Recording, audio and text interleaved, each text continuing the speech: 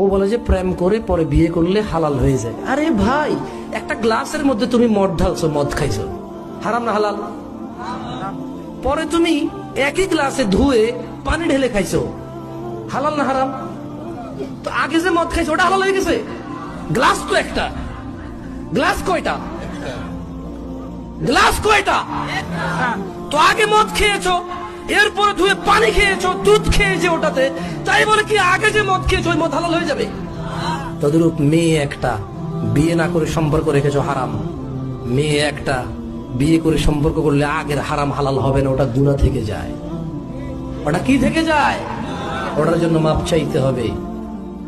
যেমনটা বিয়ে না করলে মাপ চাইতে, তুমি এই মেয়েকে বিয়ে না করলে এমনটাই মাপ চাইতে হবে।